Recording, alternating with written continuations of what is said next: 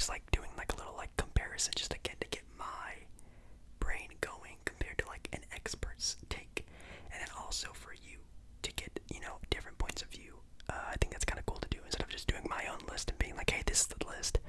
It's kind of cool to get other people's perspective, including yours. Make sure you put down in the comments your, biggest what if player. There's obviously going to be a lot, and I'm sure there's going to be a lot of different takes for a lot of different players. So, yeah, make sure you like the video if you like the video, and subscribe to the channel, and yeah, let's get started with tonight's video.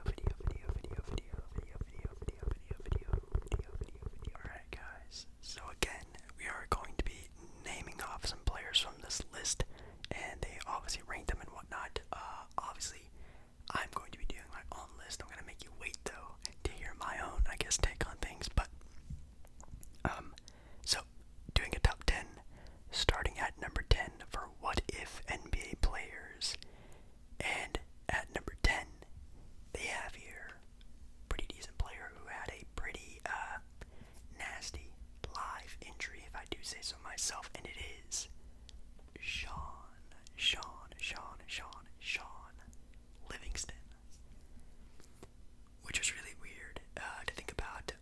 Shaun Livingston's career stats are 6 points per game, 2.5 rebounds, 3 assists.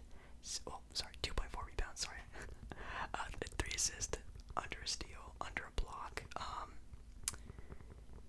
This is definitely a very interesting one because, if you are sort of like an old head of the NBA or sort of just know the lore of Shaun Livingston, you know that he was definitely coming out as a rookie and as a younger player, being known as being, a next up sort of NBA point guard at the time, being known as being some sort of triple-double type of player, very athletic, very good at ball control, downhill type of player, and like I said, he had a pretty nasty injury that sort of upheld a lot of his sort of skills and speed and athleticism and a lot of that type of stuff, but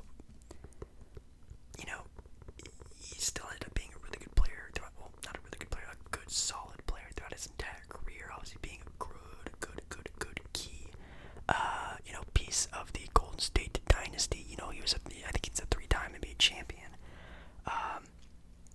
but it was definitely one point in time that Shaun Livingston was known as being, another really good, taller, 6'6", 6'7" type of point guard.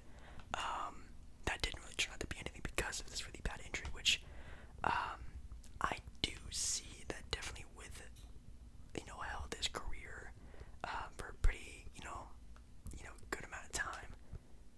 But I don't know if he would be top 10, at least in my opinion. I didn't even think of Shaun Livingston when I was thinking about doing this idea, but I mean, not my list, I guess. Ooh, this is a good player at number 9. Sorry if you heard that. At number 9, we have Danny Granger from the Indiana Pacers. Wow. Man, yeah, if you're a fan of NBA basketball in the 2010s era, you definitely know about Danny Granger. Career averages of 17 points per game, 5 rebounds, 2 assists, a steal, and almost a block a game. In 2009, Danny Granger won Most Improved Player, averaging 26 points per game on 40% shooting from the 3 during an era where 3-point shooting definitely was nowhere near where it was today. Wow. Yeah, man, Danny Granger's game was smooth, was definitely very smooth, almost kind of like a Paul Pierce type of play style, like just very good stroke of a game for shooting, and just was very smart, very reliable player. And again, just bad injuries that didn't really turn out to be anything. I actually do like Danny Granger being on this list. I think he also had a lot of knee injuries and stuff like that. It says here, despite his game being built to last in the NBA, that didn't happen after winning the Most Improved Player. Danny Granger's scoring average dropped every year, and since he had issues with his knees, so that's pretty bad. He eventually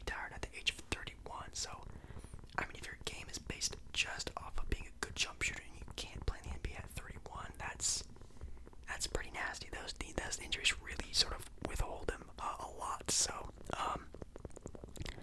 I mean, Danny Granger definitely had the potential to be a multiple time All-Star. So I think I'm not upset of him being on this list like I am sort of Shaun Livingston. I don't really think Shaun Livingston, maybe, at least in my opinion, could have been, a multiple-time All-Star key player. I think Danny Granger definitely could have been for sure if he was 100% healthy. Because could you imagine, fully healthy Danny Granger, fully healthy Paul George, you had Rory Hibbert, Lance Stevenson, George Hill, you had that squad in Indiana during the time of LeBron's Miami team. You don't think that team would be even better with a Danny Granger type player? Like that team, don't want to say anything, but maybe it would have gave LeBron and his team a little bit more run for their money.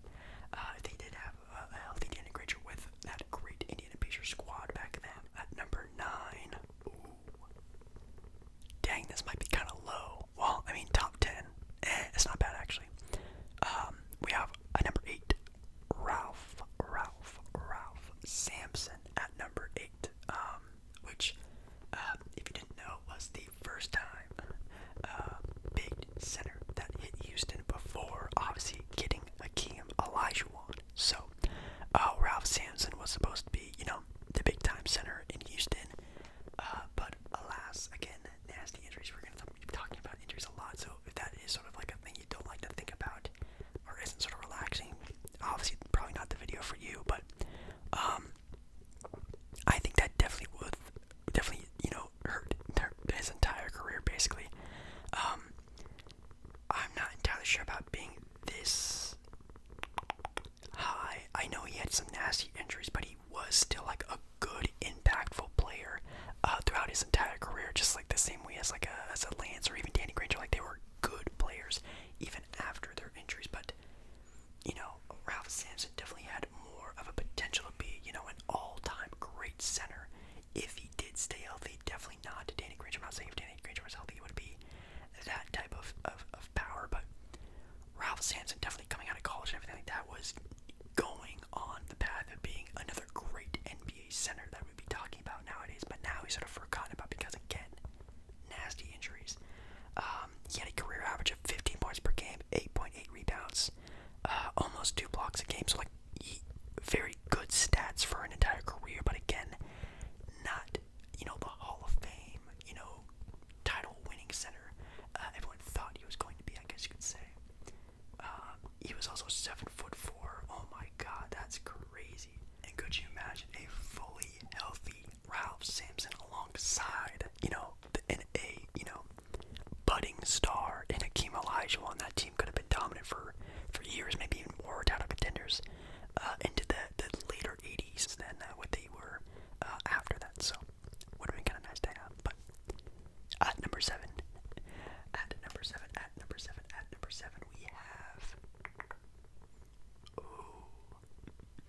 we have here a very sad player, at least in my opinion. We have Brandon Roy from the Portland Trailblazers. Yes, Brandon Roy, the Natural. That was his nickname if you didn't know, the Natural. Career averages of 18.8 points per game, 4 rebounds, and nearly 5 assists, a steal as well. Obviously, being a fan of Portland, my very early memories of basketball included watching Brandon Roy live. Yes, going to see, Brandon Roy and that sort of early 2000s Blazer team play in their, Rose Garden at the time, now Moda Center. Brandon Roy in his prime was an absolute killer, like such a good jump shot, such a good inside out game. A scrappy defender, wasn't gonna lock anyone down, but definitely was a good solid defender.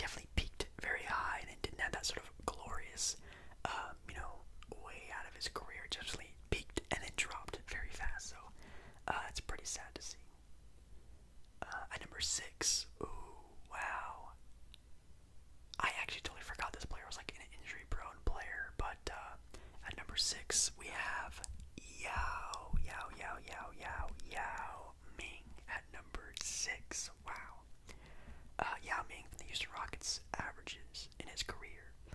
19 points per game and nearly 10 rebounds. Wow, I didn't know he was like a big rebounding guy, but I guess he is. And almost 2 blocks a game as well. So that's pretty cool to see. I mean, I think we all know the story of Yao Ming. If you're a big time NBA fan, you know, international player, international superstar actually. You know, being 7'6", being a guy who wasn't just, you know, an interior paint defender. This guy had a pretty nice shooting stroke. Could, you know, create his own shots as a big man. You know, creating his own shots. I mean by like post work and things like that. A good mid range.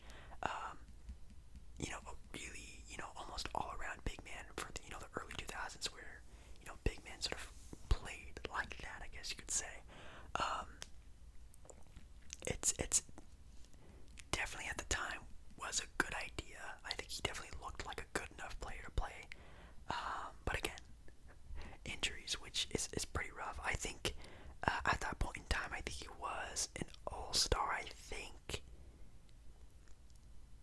Yeah, he has 8 all-star appearances. Wow, I thought he only had like a couple, like a handful. I thought he only had like 2 or 3, but he has 8 all-star appearances and 5-time All-NBA selections. So this is, you know, not even 100% himself, and he's already an 8-time all-star. So that's super crazy to think about. I think all the other players in the past, maybe besides Ralph Sampson, never really reached that level. So the fact that he reached that level without being 100%, I think if we had a full, you know, Yao Ming style of player that never got hurt, at least less often. That's definitely super crazy. It says here he had a variety of injuries from the years 2005 through 2011. That's super crazy. And yeah, you know,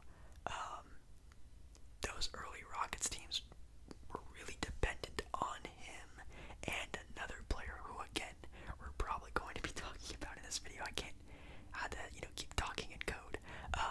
But since Yao Ming and this other player constantly were getting hurt, the Houston Rockets never really reached that sort of star potential. If those 2 players were to stay healthy, that team would have been, again, a title contending team in the West, but sort of got plagued with injuries, which definitely isn't fair at all.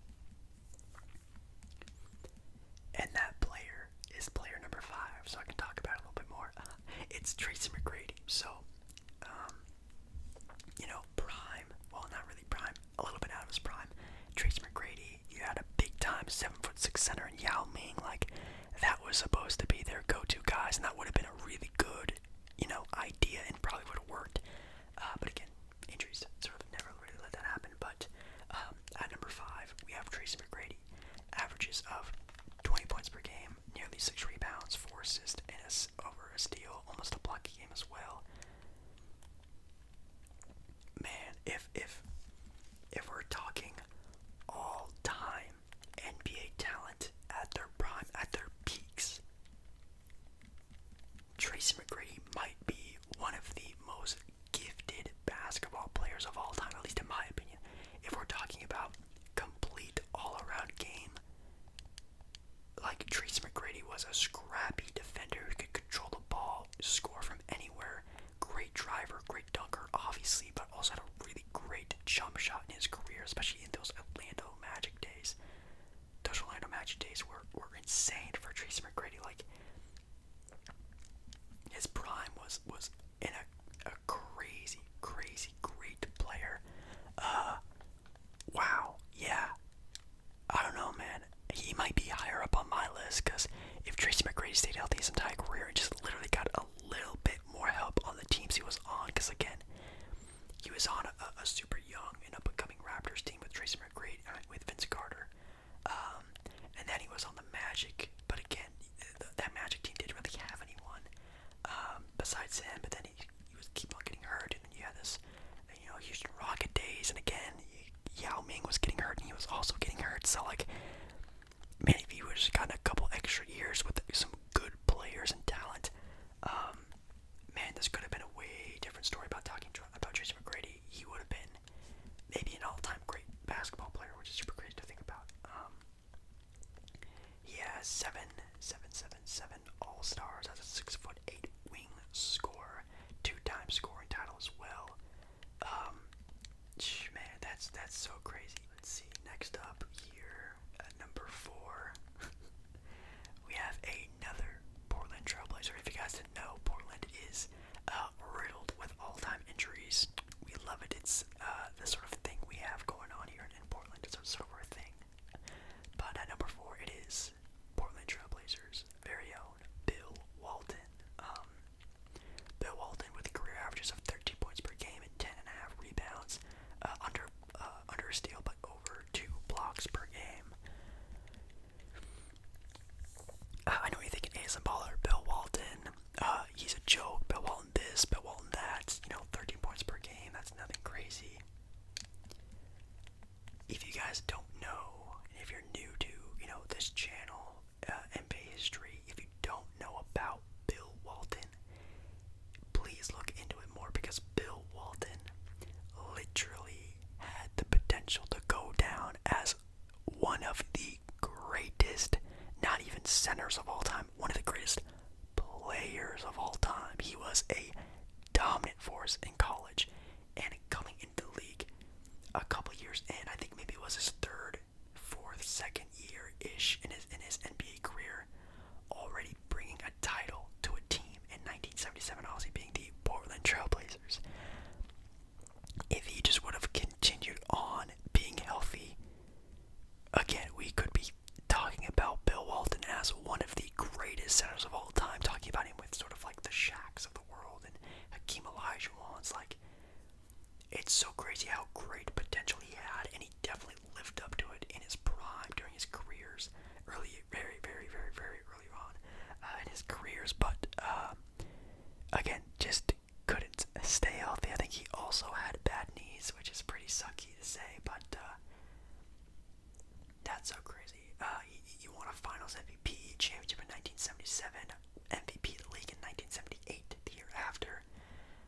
Led the league in rebounding and in blocks as well. He was ready to win in the next 5 years at the age of 24. So at the age of 24, this man was already like peaking. He was already hitting his prime at the age of 24, which is so crazy to think about. But again, he couldn't do anything after getting injuries to his foot. Oh, it's a foot injury. I thought it was knees. That is pretty bad. After Portland, he went on to the San Diego Clippers at the time, and again, never really sort of stuck around and was up to that standard again. He did play for the 86 Boston Celtics, though, which is known as one of the greatest teams ever assembled, and did win a title, but again, he came off the bench and wasn't very much of a contributor to that team, even though he did win a title. Man, it just, that early 70s Bill Walton was an absolute crazy player. And again, if he would have stayed healthy throughout his entire career, barely even into his 20s, was dominating the NBA, I think he definitely could have gone down as one of, the greatest centers of all time if he would have stayed healthy. So I think that's a big time what if. Oh no. I don't want to spoil my own list yet, but at number 3, they have a player I very, have high standards for, and that is Grant Hill.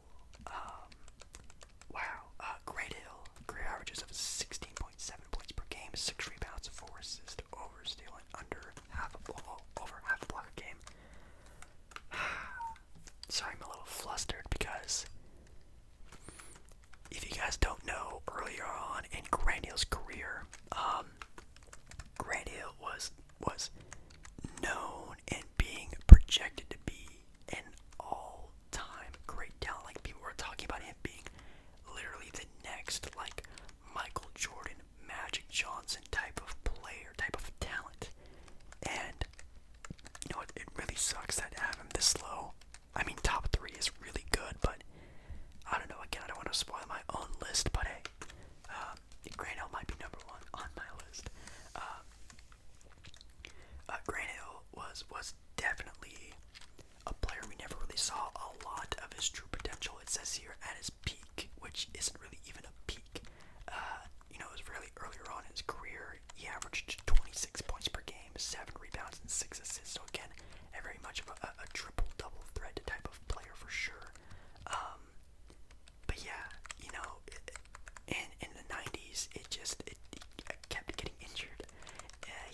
his ankle during the 1999-2000 playoff run, which I didn't know about that. He signed with Orlando, teaming up with Tracy McGrady, but again, more injuries happened during that time, and it just after that, it just never came after that. It's really sad, you know.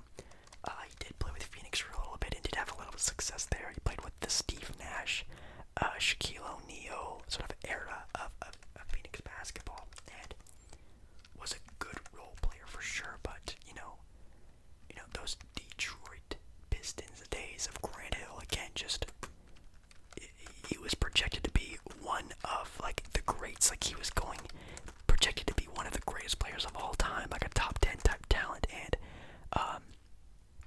from what I just mentioned, at his peak, averaging 26, 7, and 6, like that is just like, LeBron James type numbers, you know what I mean? So that's super crazy. A great defender as well on the perimeter, man. Like, man, that's just really tough to be talking about. At number 2, we have here Penny Hardaway. Penny Hardaway. Averagings of 15 points per game, 4.5 rebounds, 5 assists, and nearly 2 steals a game throughout his entire career. That's super crazy.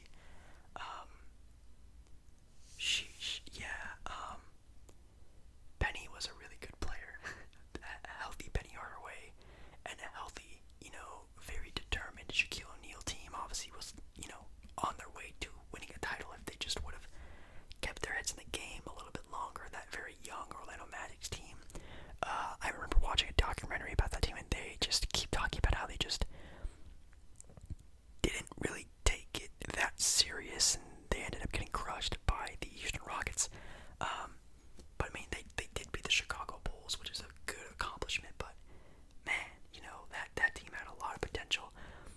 Obviously, a majority of it coming from Shaq, but without Penny Hardaway, that team would have went nowhere, and that team probably would have won at least one title, probably multiple titles, if Penny stayed around and healthy, if Shaq stayed around. That team had great potential for sure, being a 6'7" point guard, being, a very crafty player, very great ball handling, was even able to shoot a 3 at the time. He averaged 20 points per game 3 times in his career during that time period, which is super crazy. Man, that's just really tough. Really tough. It doesn't say when or where he got hurt. It says knee injuries, which is usually the thing that sort of, gets rid of a lot of players. His knee injuries, which really sucks. But, we are at number 1 on the list. And their number 1 player is Derrick Rose, which, in my opinion, controversial. I know Derrick Rose, we talk about, Steph Curry could be number 1. Again, just talking about, Nash and all these other players being, top 5, top 7 all-time point guards in NBA history. During that point in time, before, prime Steph Curry came into play, people were already talking about, Derrick Rose could go down as one of the greatest point guards of all time if he would have, again, stayed on that sort of level. Obviously, winning the MVP as being the youngest MVP, I think, besides Giannis. I think Giannis was younger, if not. He won an MVP in 2010-2011 season, averaging 25 points per game, 4 rebounds, and 8 assists. Man, that is so crazy, man. Oh man. Like, if Derrick Rose would have stayed healthy, I mean, Chicago was definitely looking, at the time, a title contender. And there were so many utterings of superstars, like, at that point in time, a pretty, good, really good, actually, D-Wade returning to Chicago. Carmelo Anthony was always in the picture. A lot of other big-time free agents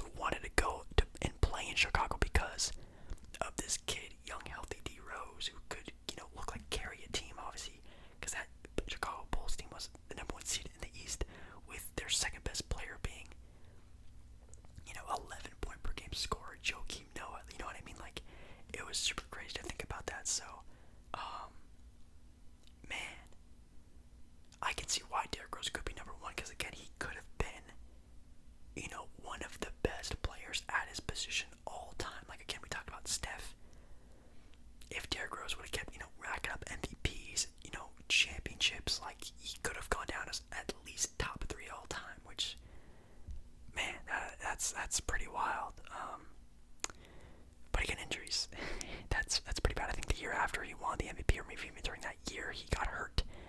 The ACL, I think it was, and just things after things after things, and now he's just a really good role player, which is okay. But man, it's really crazy to think about what could have been with Derrick Rose. That's definitely pretty crazy. But yeah, guys, that's their list. So at 1 they have Derrick Rose, 2 Penny Hardaway, 3 Grant Hill, 4 Bill Walton, 5 T-Mac, at 6 they had Yao Ming, 7 Brandon Roy, 8 Ralph Sampson, 9 Danny Granger, and 10 Shaun Livingston. Now for my own list, I guess I really like the players they have. I think I would trade out Shaun Livingston for Greg Oden. Again, being a Blazer fan, I do like Shaun Livingston a lot, and I really do respect him. I think he turned out to have a really good career. Obviously, having a great impact on a really great dynasty team. But Greg Oden would have been one of the best, centers in the NBA, maybe even best players in his prime in the NBA if he would have stayed healthy.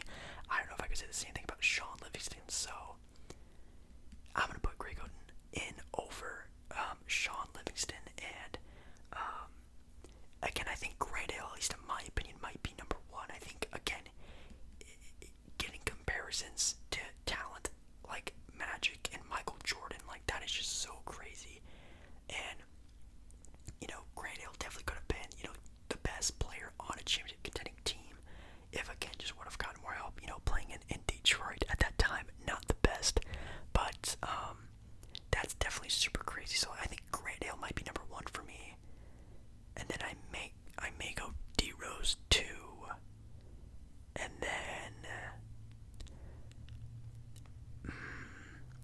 I might go T Mac 3, because again, T Mac was could have been an all-time talent if he would have stayed healthy, and again, would have gotten a little extra help. I'll go Walton 4. I'll go Penny 5. And then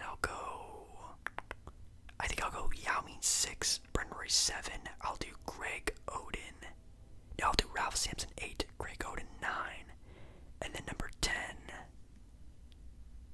I might go Granger. Because Granger, again, was an all-star type talent, but I'm trying to think of other more recent players.